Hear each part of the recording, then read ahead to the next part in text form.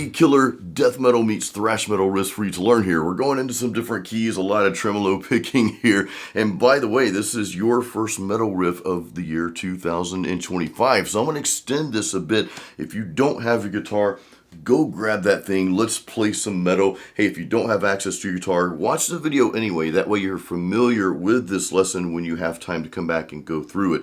Before we get started, if you'd like the tabs and the backing tracks for this lesson and all of my monthly lessons, including all of 2024 and beyond, as well as access to all my online courses, consider joining my Guitar Academy. There's a link in the description of this video.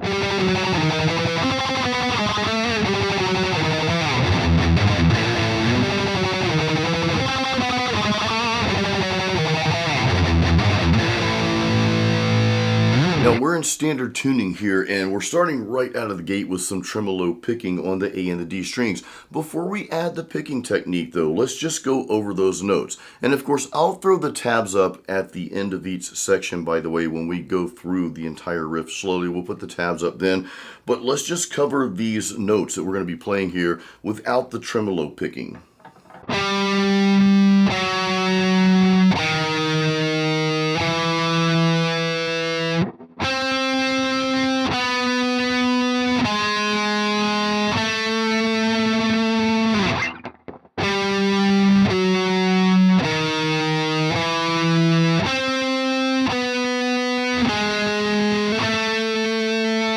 So we're basically playing, starting on the A string, frets 10, 9, 6, 7. Then we're going to do the exact same thing on the D string, 10, 9, 6, 7. Now we add the tremolo picking, the alternate picking in, except for that last note that we're playing. So it's like this.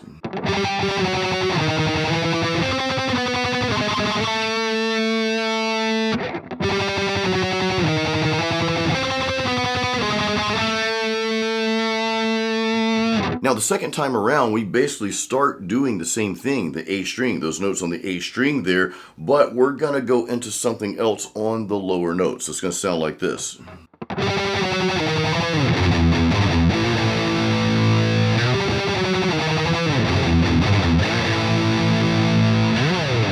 So again, the exact same thing, okay, on the A string, 10, 9, 6, 7.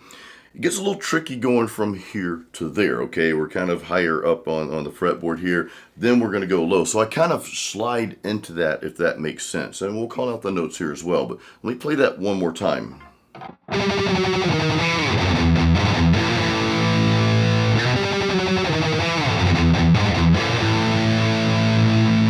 Now it looks like I'm playing power chords up here, okay? And basically all we're doing is we're playing an F note, a G, okay, and in between those I'm also palm muting and kind of doing the gallop with the open E string. So just remember that frets 1 and 3 and then the open string there, just 3 notes. And again, we'll go through this slowly with the tabs in a second here, but I go to some power chords at the end there, just an A and a B flat. The reason it looks like I'm playing power chords while we're doing this, I'm actually not. Now, if you want to do that, if you want to try that and see how that sounds, that's cool. You always know I'm okay with you taking this riff and doing something else with it. I encourage you to do that. Hey, you might come up with something that sounds cooler to you. And you know what? That's going to be the way that you're supposed to play it. So just a side note there. But in any case, we're just doing this.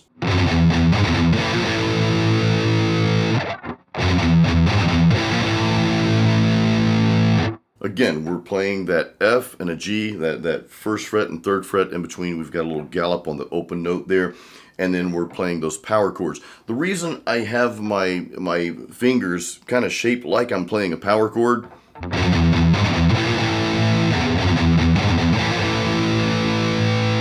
well, 2 reasons. Number 1, it makes it a little bit easier to play the power chords here, the A and the B flat, right? 5 and 6. Because I've already got my hand in that position as opposed to trying to do this.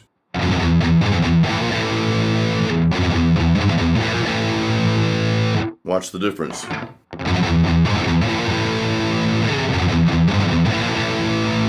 I've got everything closer to the fretboard, so when we get to that part, it's just a little bit easier because everything's already in that position. So just a little tip. Now let's go through this riff. Let's go through it a little bit slower, and I'll throw the tabs up as well.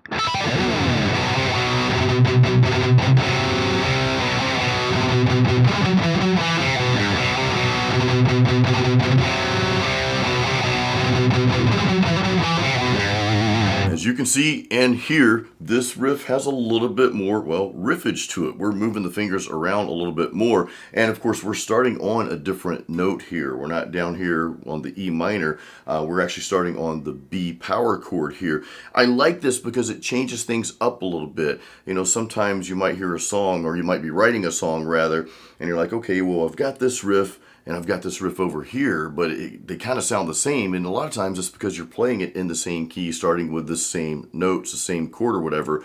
Well, this is a great way to branch out away from that and just start somewhere else. I encourage you to do that. So this riff here, we are again starting with the B power chord, A string and D strings, frets 2 and 4, okay? And then we're going to move up to the C like this.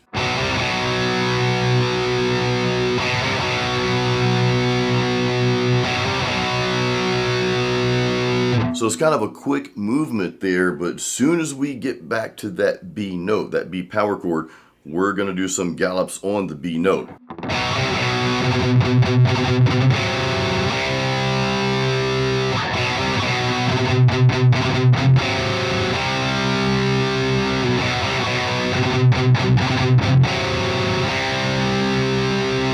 So I actually start with the gallop, and we've got a little downstroke in there in between. I like to mix that up sometimes. And all the gallop is just a very quick alternate pick, okay?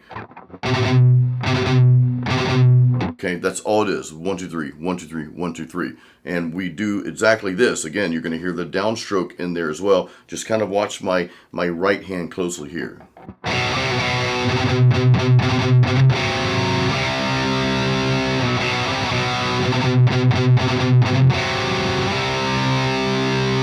So basically we've got a gallop, 1, 2, 3, then 2 downstrokes, 1, 2, then another gallop. Then we go back to that C power chord, but we throw in, and if you've been watching my videos and lessons for long enough, you know I love to play the variation of power chords, meaning we're not just playing that first note and fifth to make the actual power chord.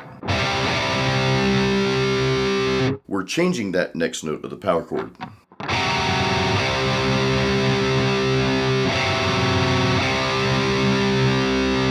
And that's just a variation of the C power chord in this case. A and D strings, frets 3 and 4, followed by 3 and 5. That 3 and 4 is just a variation.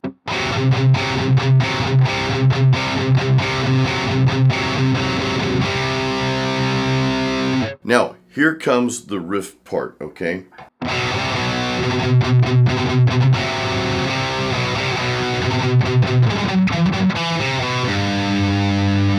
Now you notice we start out the exact same way, okay, but halfway through that's when we throw in that other little riffage there, okay? So this part. So we're doing the gallop followed by the downstroke, but instead of playing another gallop, that's when we replace that part with this extended little riff here, okay? So the notes on the D string, we're on the 5th fret. Now, we're gonna do a gallop here, and this is a little tricky. A lot of times we gallop on the same note, but this time we're gonna change that note a little over halfway through that. So in other words, we're gonna go 1, 2, okay, on the one note, the 5th fret D string. So down, up, but then that next down, which is part of that gallop, 1, 2, 3, we're gonna change to the 4th fret. And then that's when I follow through the rest of the little riff here, okay?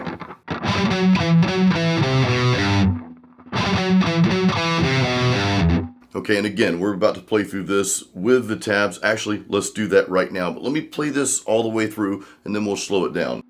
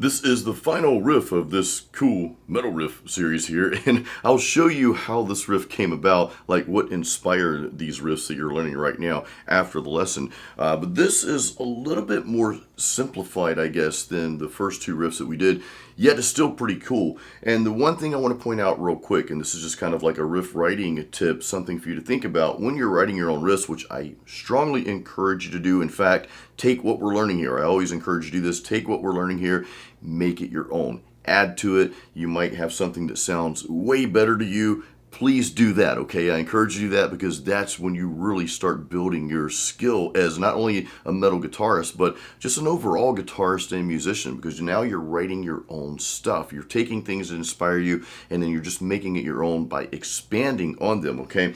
So what's cool about this riff, the point I want to make, is you notice the first two riffs, we started on a little bit higher notes here. Like we started here for the first one.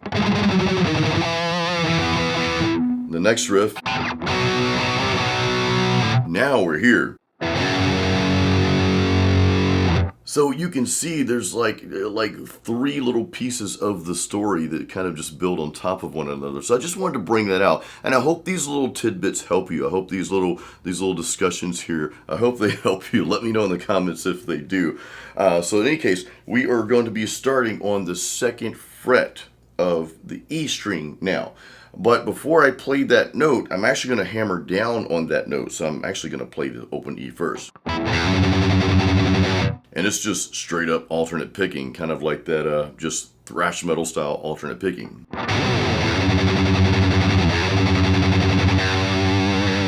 And then we're going to go to a G power chord, but again, we're going back to playing those variations. So instead of this, we're playing this.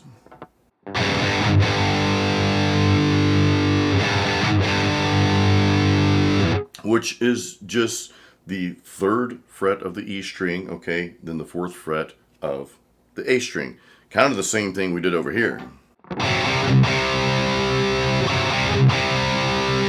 That was part of the second riff you just learned, but we're doing this instead. So it's like this. And again, I'll throw up the tabs as we go through the whole riff a little slower here, okay?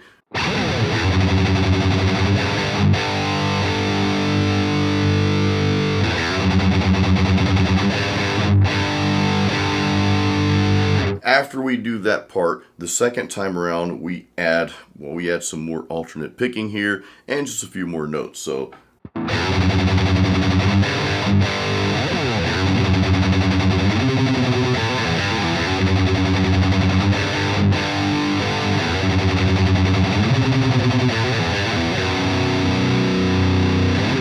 that second time around, we're just going up a few frets here. We're going to start at 8, 7, then 5, then we're going to do a little hammer on pull off between 5 and 7, right? And then the same type of pull off there between 3 and 5. So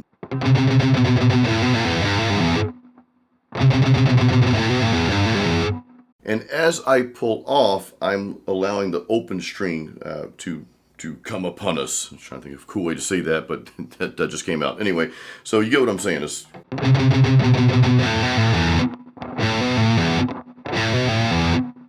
instead of letting that ring out, because you might get some string noise, I kind of quickly mute it before I go to.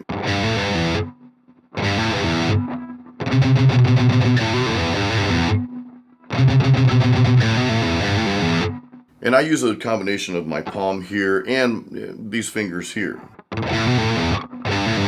And that's just another little trick that you can use sometimes to eliminate any string noise, okay? So after we go through all of that, and again, we're about to put the tabs up, I actually end the entire riff there on a B power chord, but what I like to call a powerful B power chord. Simple way to do that is just play the B power chord, but instead of starting with this note, A string 2nd fret,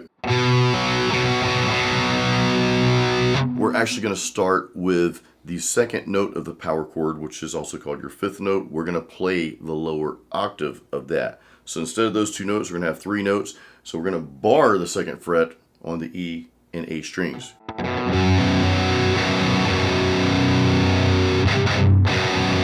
Just a heavier sound, okay? So let's go through this. I'll put the tabs up.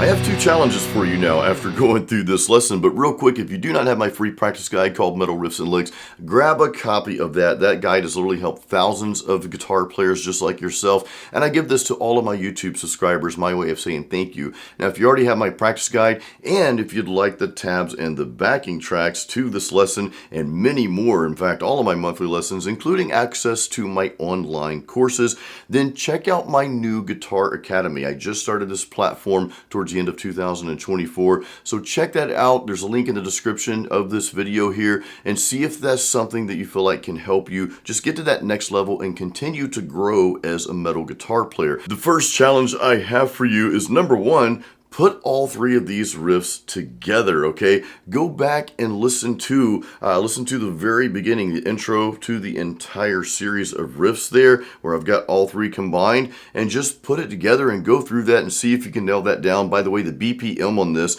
if you want to throw your own click track or your own drum program or whatever in your DAW, is 165. Now, of course, if you're a part of my Guitar Academy, you have the backing tracks, not only the backing track with a full mix, but you also have just the bass and drums. So that's a lot more fun and a little bit more challenging to play along with to make sure you nail it down. So that's challenge number 1. Put all 3 riffs together and play them together. Challenge number 2. Do you accept? Of course you do. Challenge number 2 will benefit you more than anything else I could ever give you or anyone could ever give you. And that's simply start adding your own flavor to all of these riffs.